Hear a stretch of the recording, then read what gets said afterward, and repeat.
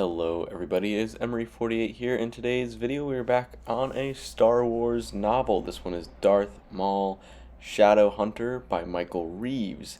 It takes place in the same year as Cloak of Deception, which is 32 BBY.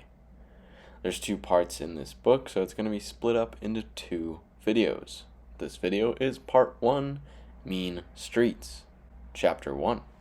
Newt Gunray, Dalte Dauphiné, and Rune Hako are aboard the Trade Federation ship Sakak, discussing with a hologram of Sidious about their plan regarding the embargo and their droid army. Manchar has left the ship and Gunray does not know why. Gunray lied to Sidious, saying Manchar was ill. Sidious knew Gunray was lying but did not pursue the topic. Following their conversation, Sidious sent a transmission to Darth Maul. Maul was doing some combat training against high-tech droids. When he finished, he spoke with Sidious over hologram. Sidious has given him a new mission: find Manchar and figure out if he has told anyone of their plans. If Manchar has spoken, kill him and all that he spoke to. Chapter 2. Zippa, a Toydarian, and Bilk, a Gamorrean, met with Lorn Pavan, a human, and his droid I-5 to sell a supposed Jedi holocron. This meeting occurred in one of the lowest levels on Coruscant. Lorn overreacted to a remark from Zippa, causing Zippa to leave the deal with Lorn's credits. Zippa ordered Bilk to kill Lorn and I-5. I-5 killed Bilk, but Zippa got away. From the quick look Lorn got of the holocron, he does not believe it is a Jedi holocron. He thinks it could be a Sith holocron, which are much rarer. Lorn does have some history with the Jedi, but this exact history is not really fully explained. Just that it's a negative history with the Jedi. Chapter 3. Darsha Assant, a Jedi Padawan, and her master Anun Bhandara met with the Jedi Council. In this meeting, Darsha was given her final trial as a Padawan. She has been instructed to enter the dangerous Crimson Corridor and retrieve a Black Sun informant, bringing them back to the Jedi Temple alive. Master Bhandara is worried about the difficulty of this assignment, as the Crimson Corridor is extremely dangerous. Sidious has provided Maul with information of Manchar's apartment he owns on Coruscant. Maul arrived on Coruscant and has a possible knowledge that Manchar was at a tavern near his apartment. Chapter 4. Rune Hako suggested to Newt Gunray the Trade Federation hire bounty hunter Mahui Lin to find and retrieve Manchar.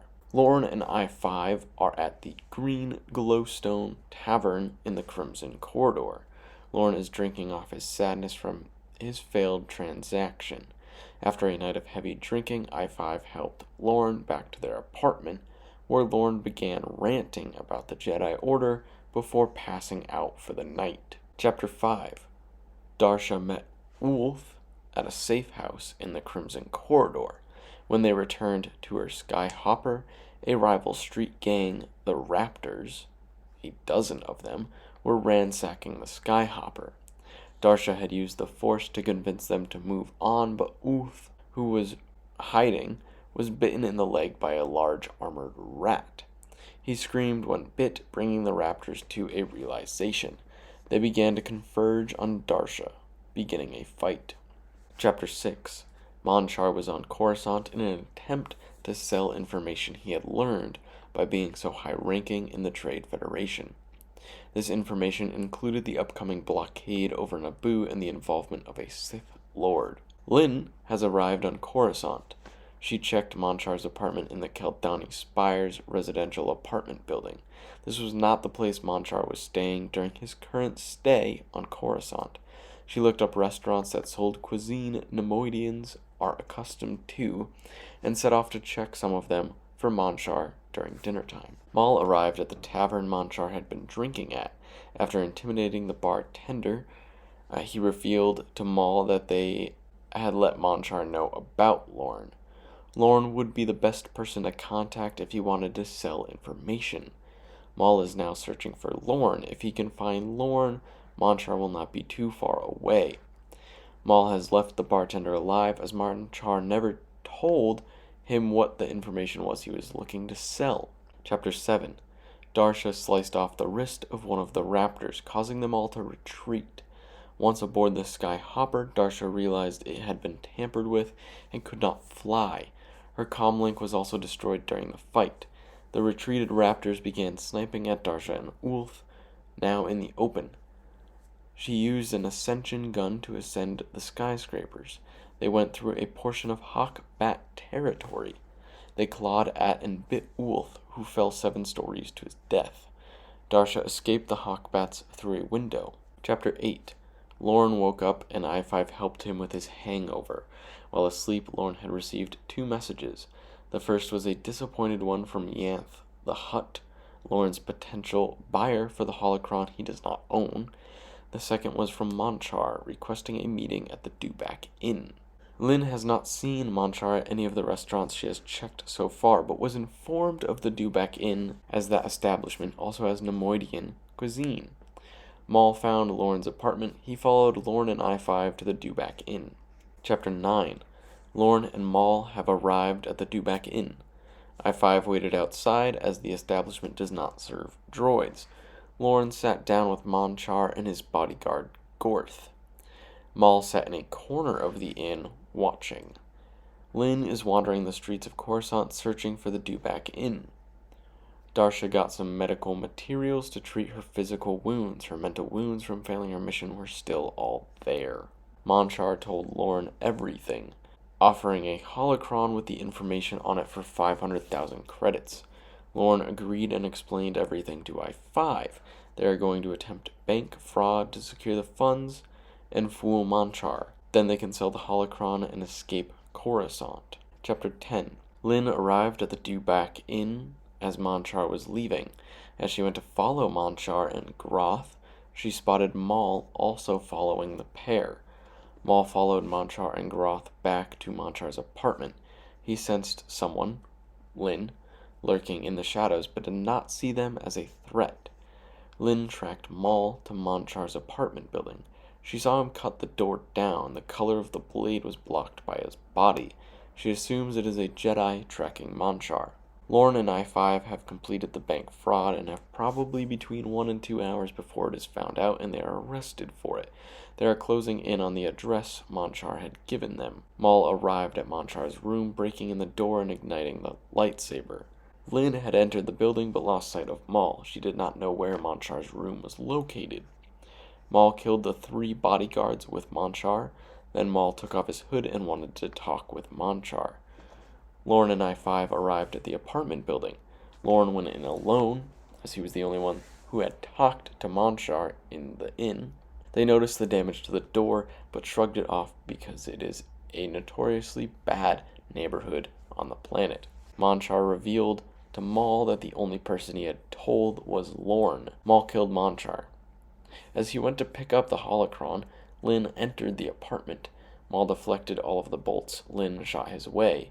When she aimed a rocket at him, Maul broke through the wall into the next apartment, then broke through the ground to the apartment below. Lynn had killed herself with the rocket. Maul was never able to pick up the holocron. When Lorne arrived, the explosion had just happened. He saw Lynn's legs sticking out a wall, assuming her as dead. He entered the apartment seeing the 4 dead bodies. He also spotted the holocron, grabbing it and leaving the apartment. Chapter 11. Darsha returned to the Jedi Temple. She went to find Master Bhandara and tell him of her failure. Maul informed Sidious that Manchar was dead but Lorne was alive, and the holocron had not been recovered. Maul went to return to the apartment to not let the police find the holocron. Lorne has come to the conclusion that Manchar's killer has to be a Sith, and that Sith must be after the holocron. He wants to sell it even quicker than he did before, so he can put as much distance between himself and a Sith. Chapter 12. Darsha informed Bhandara of her failure. He is bringing her back to the Crimson Corridor to find Ulf's body, to find out for sure if he died from the fall or survived. Maul snuck by some of the police and returned to the hallway of Manchar's apartment. He listened in on the police's conversation. No one spoke of the holocron. Maul peeked into the room and did not see the holocron in the safe. Maul has come to the conclusion that Lorne has taken the holocron. Maul is heading to Lorne's apartment. Yanth agreed to pay Lorne 1,000,000 credits for the holocron as he was able to authenticate it. Maul arrived at Lorne's apartment and found the message from Yanth regarding a holocron. Maul knew of Yanth from his previous missions, killing leaders of the Black Sun Syndicate, which Yanth is quickly rising the ranks through. Maul is now heading to Yanth. Chapter 13.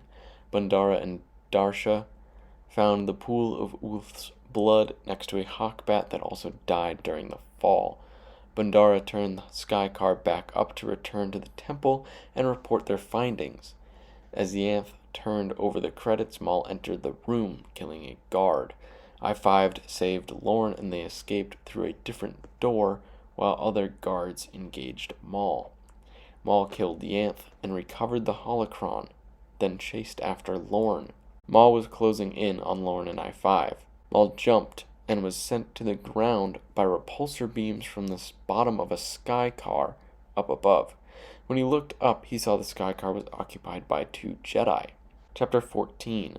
Darsha and Bhandara had felt the dark presence of Maul and went searching. They stunned Maul with their repulsors. They picked up Lorne and I-5 in the Skycar as they had been identified as Maul's targets. Bhandara went to ascend, but Maul grabbed onto the back. Darsha used the Force to shove Maul's hand off the Skycar. He fell off the back towards the ground. When Maul had jumped up, he had swung his lightsaber at the bottom of the Skycar, damaging it slightly. As he fell back to the ground after Darsha's Force push, he summoned back his speeder bike to chase them down. Maul had damaged the part of the Skycar that let it ascend. They were stuck at a level 20 meters above the ground. Lorne and I-5 told Darsha and Bhandara why Maul was after them. Bhandara recognized Lorne's name. Maul was now very close behind them.